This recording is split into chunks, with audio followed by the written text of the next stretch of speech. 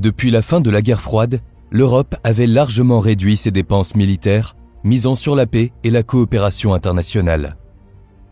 Cependant, ces dernières années, le continent connaît un tournant stratégique majeur. La guerre en Ukraine, la montée des tensions avec la Russie, ainsi que les incertitudes autour de l'engagement américain dans l'OTAN poussent les pays européens à revoir leur politique de défense. De la hausse des budgets militaires à la relance des industries de l'armement, en passant par des initiatives de coopération, l'Europe se réarme à un rythme inédit depuis des décennies. Ce retour à une politique de puissance marque-t-il la fin d'une ère pacifique ou une réponse nécessaire aux menaces actuelles? Eh bien, c'est ce qu'on vous propose de découvrir dans cette vidéo. C'est parti!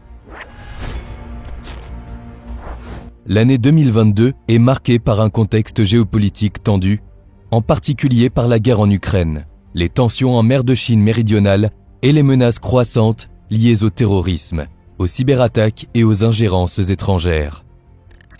Ainsi, en mars 2022, la boussole stratégique, un document par l'Union européenne, est adopté. Celui-ci définit les grandes orientations stratégiques en matière de sécurité et de défense pour les années à venir. Son objectif principal est de renforcer l'autonomie stratégique de l'Europe face aux menaces sécuritaires croissantes.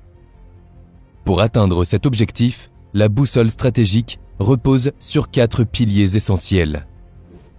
Le premier pilier, agir, prévoit notamment la création d'une force de déploiement rapide de 5000 soldats d'ici 2025, capable d'intervenir efficacement en cas de crise. Il inclut également le renforcement des missions et opérations de gestion de crise menées par l'Union européenne. Le second pilier, sécuriser, met l'accent sur la protection des États membres face aux menaces contemporaines en améliorant la cybersécurité et en renforçant la résilience face aux menaces hybrides telles que la désinformation ou le sabotage. Des mesures spécifiques visent également à protéger les infrastructures critiques européennes. Le troisième pilier, investir, encourage les États membres à accroître leurs dépenses militaires collectives et à améliorer leur coopération afin d'éviter les doublons et de combler les lacunes capacitaires. Enfin, le dernier pilier, renforcer, souligne l'importance d'une collaboration étroite avec des organisations clés comme l'OTAN, l'ONU et d'autres partenaires stratégiques. Cependant, cela ne semble pas suffisant. Début mars 2025, le rapprochement entre les États-Unis et la Russie, le désengagement en Ukraine par Washington ainsi que la menace de guerre en Europe bouleversent les choses. Plusieurs pays européens, dont la France, ont alors décidé d'augmenter considérablement leur budget de défense. Par exemple, le ministre des Armées français, Sébastien Lecornu, a annoncé que la France allait porter son budget de la défense à 90 milliards d'euros par an. De plus, de nombreux pays de l'Union européenne et de l'OTAN, comme la France et le Royaume-Uni, ont déjà commencé à réfléchir à une coalition de pays pour offrir des garanties de sécurité à l'Ukraine. Enfin, la présidente de la Commission européenne, Ursula von der Leyen, a présenté un grand plan devant aider les États membres à investir massivement dans leur défense. Ainsi, l'Union européenne a dévoilé un plan de 800 milliards d'euros, dont 150 milliards sous forme de prêts pour renforcer la sécurité du continent. En effet, les chefs d'État et de gouvernement de l'Union européenne ont donné un premier feu vert au grand plan nommé « Réarmer l'Europe ». Dans le détail, ce plan vise à offrir davantage de marge budgétaire aux États membres en excluant, pendant une période de 4 ans, leurs dépenses de défense des critères pris en compte dans les procédures pour déficit excessif. Cela permettra aux États membres d'augmenter de manière significative leurs dépenses de défense sans déclencher la procédure de déficit excessif. En fait, la procédure de déficit excessif, alias PDE, est un mécanisme prévu par l'Union européenne pour surveiller et corriger les finances publiques des États membres lorsque celles-ci ne respectent pas certaines règles budgétaires. Elle est définie par le pacte de stabilité et de croissance instauré pour garantir la stabilité économique de la zone euro. La PDE est activée lorsqu'un État membre dépasse l'un de ces deux seuils. Un déficit public supérieur à 3% du PIB ou une dette publique supérieure à 60% du PIB, si cette dette ne diminue pas à un rythme jugé suffisant. En revenant au plan, il propose également de mobiliser 150 milliards d'euros sous forme de prêts destinés aux États membres, afin de renforcer les capacités de défense pan-européennes. Ces fonds seraient orientés vers des projets stratégiques, tels que la défense anti-aérienne, la protection antimissile ou encore l'acquisition de munitions et de drones. Cela permettrait une meilleure coordination militaire entre les États. On parle également de permettre aux États membres de réorienter une partie des financements qu'ils reçoivent au titre de la politique de cohésion, initialement destinée à réduire les écarts socio-économiques entre les régions vers leur politique de défense. Cette flexibilité budgétaire permettrait de mieux adapter les ressources européennes aux priorités géopolitiques actuelles. Enfin, on parle de 2 leviers complémentaires visant à mobiliser des capitaux privés. D'une part, en accélérant la mise en place d'une véritable union de l'épargne et de l'investissement, capable de canaliser l'épargne privée vers des projets de défense. D'autre part, en s'appuyant sur la Banque européenne d'investissement, qui pourrait déployer des programmes spécifiques pour soutenir l'effort de défense européen. Les équipes de la Commission doivent maintenant développer les textes légaux avec en point de mire le sommet des 20 et 21 mars 2025. Les dirigeants ont abordé dans la foulée les lignes stratégiques de soutien à l'Ukraine. Cependant, il faut noter qu'ils ne sont que 26 à avoir approuvé un texte sur la stratégie de soutien à l'Ukraine, que le dirigeant hongrois Viktor Orbán rejette. Ainsi, les 26 signataires appellent à accroître le soutien financier à l'Ukraine, tout en accélérant le versement des 30,6 milliards d'euros déjà prévus pour cette année. Cependant, ce plan a suscité de nombreuses critiques, notamment pour son coût financier. En effet, certains États membres s'inquiètent de l'impact sur leurs finances publiques, notamment les pays déjà lourdement endettés. La flexibilité budgétaire proposée pour éviter des déficits excessifs ne convainc pas tout le monde. De plus, certains craignent que ce plan ne renforce les disparités entre les États membres, chaque pays investissant selon ses priorités nationales plutôt que dans une stratégie commune. En Italie, par exemple, des figures politiques de tous bords critiquent le plan, le qualifiant de précipité ou d'inadapté aux besoins réels de l'Europe. De son côté, Donald Trump continue de convoiter les minerais ukrainiens sans apporter de garantie de sécurité. En effet, le président américain a exprimé un intérêt pour les minerais en Ukraine en raison de leur importance stratégique. L'Ukraine possède des ressources précieuses, notamment des minéraux critiques comme le titane, le lithium et l'uranium, qui sont essentiels pour des secteurs tels que la défense, les technologies vertes et l'énergie nucléaire. Trump a proposé un accord qui permettrait aux États-Unis d'accéder à ces ressources en échange d'investissements et d'un soutien à la reconstruction de l'Ukraine après la guerre. Cet accord est également perçu comme une tentative de réduire la dépendance des États-Unis vis-à-vis de la Chine pour ces matériaux stratégiques. Cependant, cet intérêt soulève des questions sur les implications géopolitiques et économiques, notamment en ce qui concerne la sécurité des investissements dans une région encore marquée par le conflit. Surtout que l'accord proposé par Donald Trump ne prévoit pas de mécanisme clair pour protéger l'Ukraine contre d'éventuelles agressions. Cette absence de garantie inquiète, car elle pourrait laisser l'Ukraine vulnérable, notamment face à la Russie. Regardons maintenant de plus près ce qui a déjà été proposé par les différents pays européens ces dernières années. Tout d'abord, en Allemagne. Alors que l'histoire militaire du pays est marquée par la Seconde Guerre mondiale et les traumatismes qui en ont découlé, depuis 2022, Berlin a décidé de se réarmer. Ainsi, en septembre 2022, le chancelier allemand annonce vouloir faire de l'Allemagne la force armée la mieux équipée d'Europe.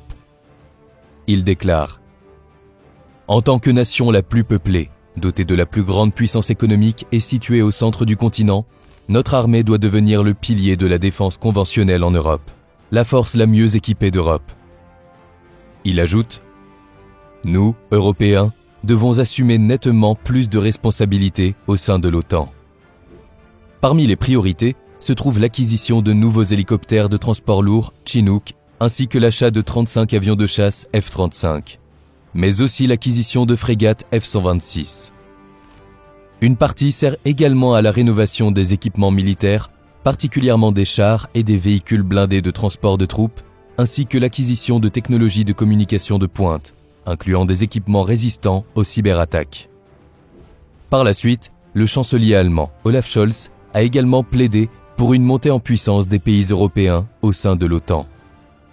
Au pouvoir depuis décembre 2021, au moment des élections, il avait déjà déclaré vouloir augmenter significativement le budget de la défense allemand s'il était élu. Son objectif était que l'Allemagne allait consacrer chaque année plus de 2% de son PIB à sa défense. Il est donc clair que l'invasion russe de l'Ukraine a constitué un tournant pour la politique allemande de la défense. Il s'est également prononcé en faveur de la mise en place d'un quartier général européen susceptible de mener des missions. Cela pourrait comprendre les évacuations de ressortissants européens, comme en Afghanistan précédent, mais aussi de missions européennes de conseil ou de formation, comme cela s'est déjà fait en Irak, au Mali ou au Niger. De plus, une nouvelle force allemande dédiée au cyberespace et à l'information, le CIR, va voir le jour. Cette dernière sera spécialisée dans la cyberguerre, la protection électronique et le renseignement. Le gouvernement réfléchit également à réintroduire le service militaire. Cependant, la modernisation de l'armée allemande se heurte à des défis logistiques comme le vieillissement de certaines infrastructures et la lenteur des processus de modernisation. Par exemple, en avril 2024, un rapport de l'Institut de Kiel, un institut allemand de recherche économique indépendant, met en avant les difficultés de l'Allemagne à se réarmer et à maintenir les objectifs de l'OTAN.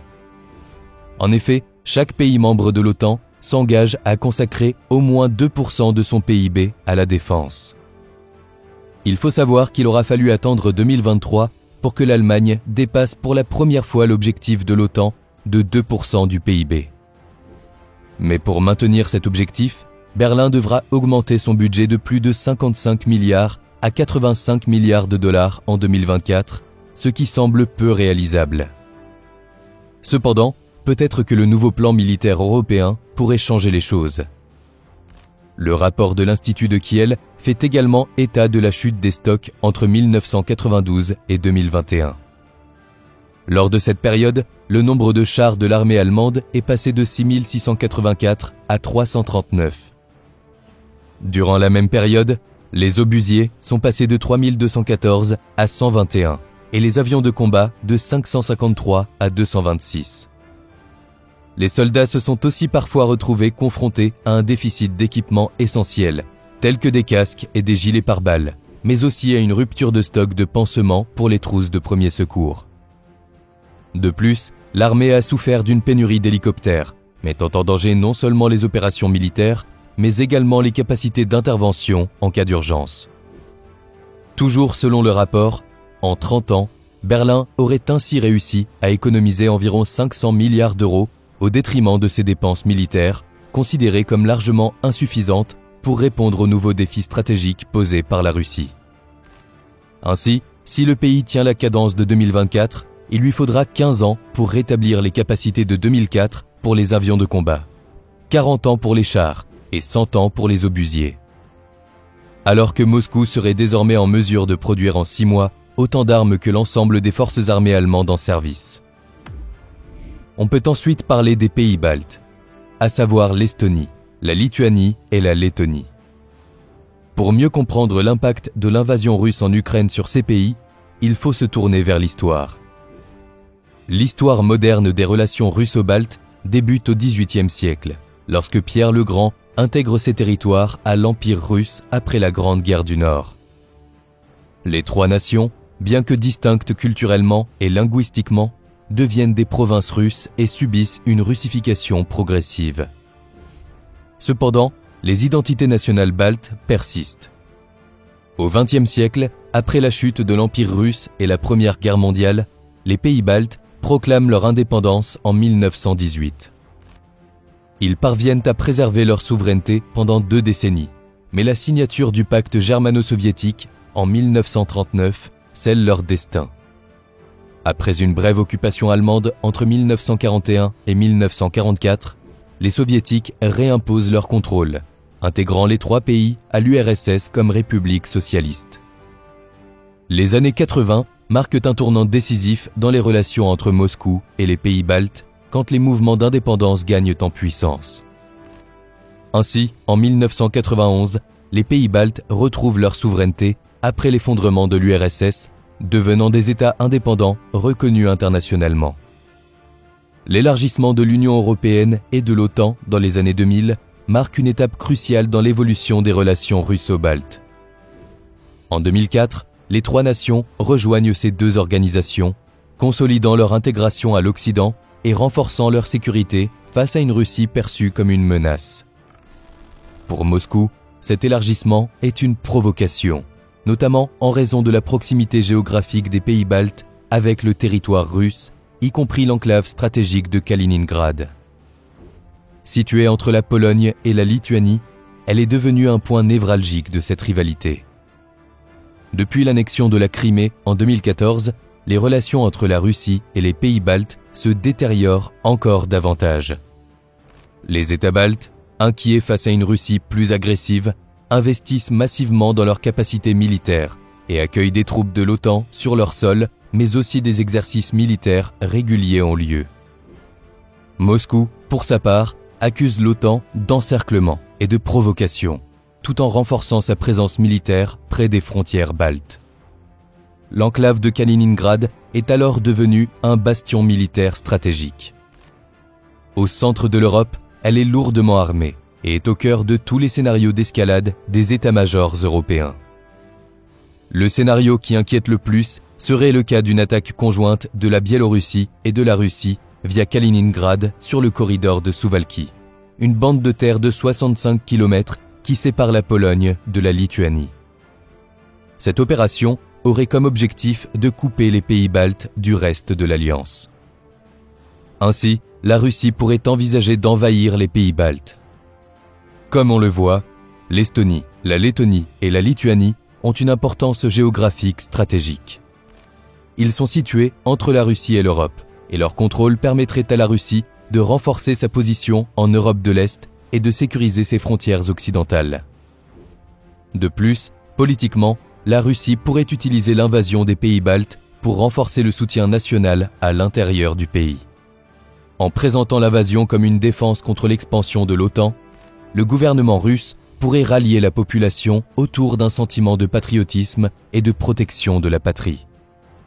Une invasion pourrait également servir à détourner l'attention des problèmes économiques et sociaux internes, en créant un ennemi extérieur.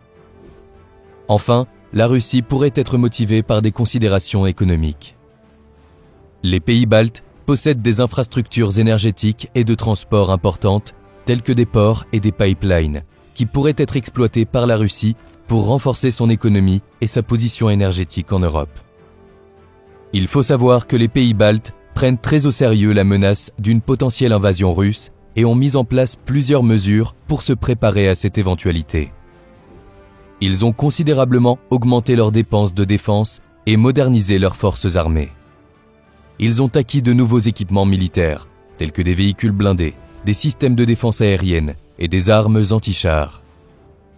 De plus, ils ont renforcé leur capacité de cyberdéfense pour se protéger contre les attaques informatiques. Comme vu précédemment, ils sont membres de l'OTAN et bénéficient du soutien de l'Alliance. De plus, des troupes alliées, y compris des soldats américains, britanniques et allemands, sont déployés dans la région dans le cadre de la présence avancée renforcée de l'OTAN. Ainsi, des exercices militaires conjoints sont régulièrement organisés pour préparer les forces armées. On peut aussi parler de la mise en place des programmes de mobilisation des réservistes et des volontaires pour renforcer leurs forces armées en cas de crise. Par exemple, en Estonie, la Ligue de défense estonienne, une organisation de volontaires, joue un rôle crucial dans la préparation à la défense du pays. Les pays baltes ont également investi dans la construction et la modernisation d'infrastructures de défense telles que des bases militaires, des dépôts de munitions et des centres de commandement. Ils ont également renforcé leur capacité de surveillance et de renseignement pour détecter et prévenir les menaces potentielles. Cependant, ce réarmement n'a pas empêché des accidents d'avoir lieu dans la région, ce qui intensifie les tensions et pousse le reste de l'Europe à se réarmer plus rapidement. Par exemple, en mer Baltique, en novembre 2024, 2 câbles sous-marins de fibre optique assurant les communications Internet, l'un entre la Suède et la Lituanie, l'autre entre la Finlande et l'Allemagne, ont donc été coupés à quelques heures d'intervalle. Très vite, on cherche un responsable et on se tourne vers la Russie. Il ne faut pas oublier que la Baltique est quasiment devenue une mer OTAN avec la décision de la Suède et de la Finlande de rejoindre l'Alliance Atlantique après l'invasion de l'Ukraine par la Russie. Cette dernière est le seul riverain de la Baltique à ne pas en être membre.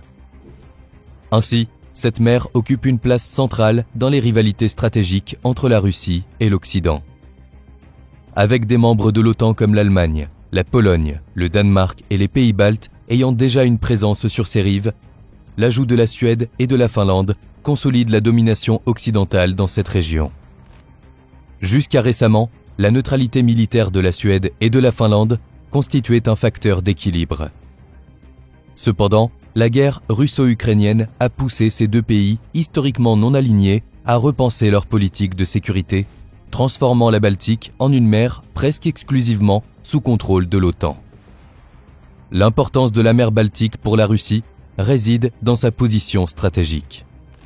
Elle constitue une voie maritime essentielle pour le commerce russe, notamment pour l'exportation de pétrole, de gaz et de produits agricoles. Par exemple, les ports de Saint-Pétersbourg et de Kaliningrad jouent un rôle crucial dans l'économie et la défense de Moscou. Cependant, l'élargissement de l'OTAN a considérablement réduit la marge de manœuvre de la Russie dans cette région. D'ailleurs, la région est appelée le lac de l'OTAN. Et dans celle-ci se trouve un territoire particulièrement stratégique, l'île de Gotland. Appartenant à la Suède, cette île de plus de 3000 km² est remilitarisée depuis 2018 et la porte d'entrée au nord de la mer Baltique. Contrôler cette île assure donc à l'OTAN une quasi-impossibilité à la Russie d'acheminer des navires depuis le nord-ouest du pays. D'ailleurs, en 2022, la Suède avait annoncé que près de 163 millions de dollars d'investissement seraient utilisés pour renforcer sa présence militaire sur ce territoire. D'ailleurs, regardons de plus près le réarmement de la Suède. Après la fin des guerres napoléoniennes au XIXe siècle, la Suède a officiellement adopté une politique de neutralité qui a évolué après la fin de la guerre froide en une politique de non-alignement militaire afin de se tenir à l'écart de tout conflit futur. Ainsi, même si elle a contribué aux forces internationales de maintien de la paix, la Suède n'a plus connu de guerre depuis le conflit contre la Norvège en 1814. Il faut savoir que pendant longtemps, une majorité de Suédois s'est opposée à rejoindre l'OTAN. D'ailleurs, l'ancien ministre de la Défense social-démocrate Peter Hultqvist déclarait encore à l'automne 2021 qu'il pouvait garantir qu'il ne participerait jamais à un processus d'adhésion. Mais les choses ont changé avec l'invasion de l'Ukraine en février 2022, qui a marqué un tournant spectaculaire dans les partis et l'opinion. Ainsi, en mai de la même année, une grande majorité du Parlement a voté en faveur d'une demande d'adhésion à l'OTAN. À la RTBF, Estelle Ourix, spécialiste de l'histoire de l'OTAN et de la relation euro-atlantique, explique. On a déjà vu un changement après l'invasion de la Crimée en 2014. En 2017, le service militaire a été rétabli. Puis le budget de la défense a commencé à augmenter progressivement. En effet, le budget militaire suédois a atteint 8,8 milliards de dollars en 2023, selon l'Institut international de recherche sur la paix de Stockholm, contre 6,5 milliards en 2020. D'ailleurs, selon le ministère de la Défense, le gouvernement estime les augmentations du budget en 2025 et 2026 à respectivement 110 millions et 680 millions de dollars. L'objectif est de finir par atteindre le seuil des 2% du PIB consacré à la défense, comme demandé par l'OTAN, alors que le budget de 2023 correspond à 1,48% du PIB de 2022. Et oui, car comme dit précédemment, après plus de 2 siècles de politique de neutralité, la Suède a finalement rejoint l'OTAN le 7 mars 2024, peu après la Finlande, pays voisin. Près de 2 ans après avoir déposé sa candidature à l'adhésion à l'alliance militaire, la Suède est donc officiellement devenue le 32e membre de l'OTAN. Mais il faut savoir que cela a été loin d'être facile. En effet, au départ, la Turquie s'opposait à son entrée dans l'Alliance Atlantique.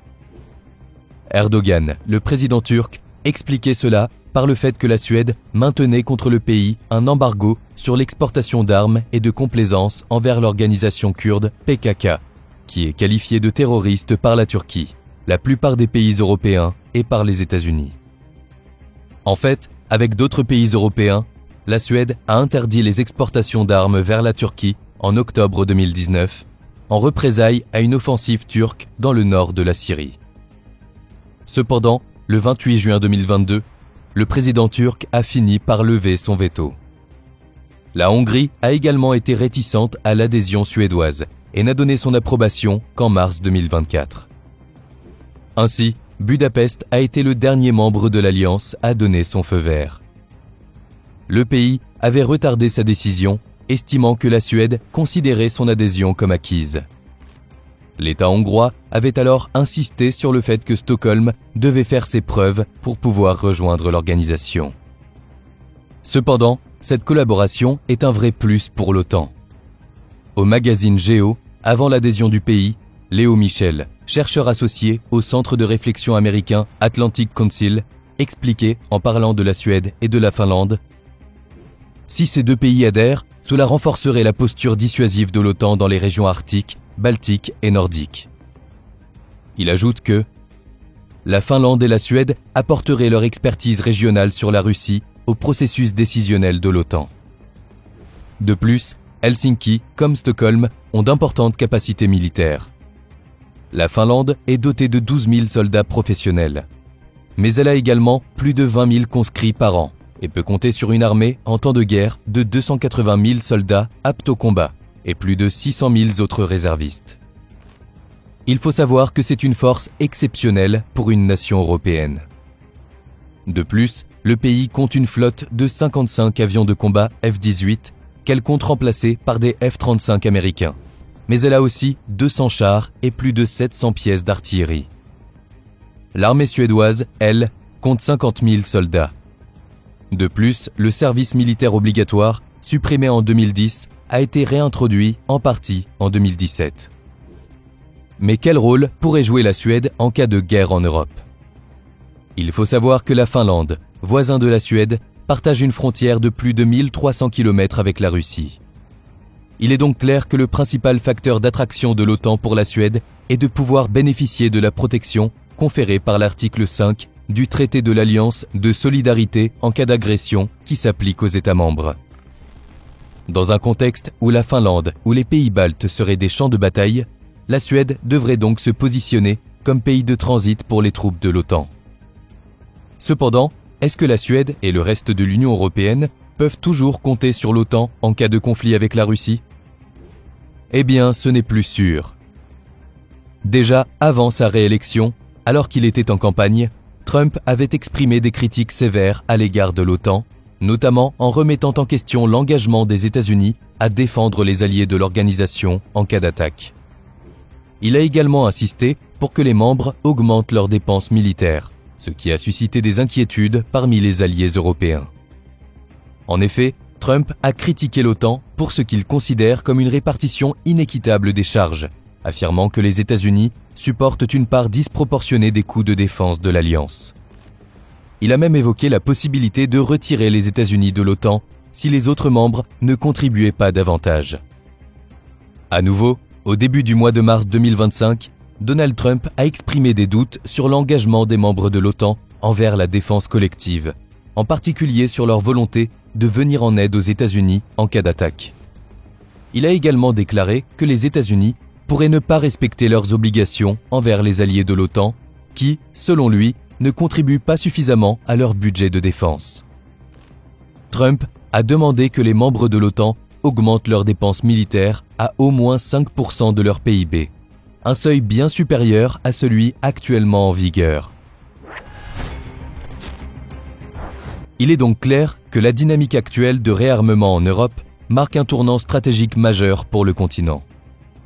Face à des menaces croissantes et à l'incertitude liée à la politique américaine, notamment avec les déclarations de Donald Trump et son rapprochement avec Poutine, l'Union européenne prend conscience de la nécessité de renforcer sa défense de manière autonome.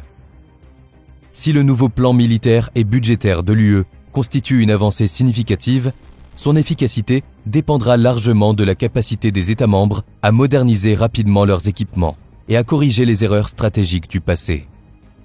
L'Allemagne, par exemple, illustre les défis d'un réarmement parfois trop lent face à l'urgence géopolitique. Pour garantir sa sécurité, l'Europe doit désormais faire preuve d'une coopération militaire renforcée et d'une volonté politique affirmée afin de bâtir une défense crédible et dissuasive, indépendante mais complémentaire de l'OTAN.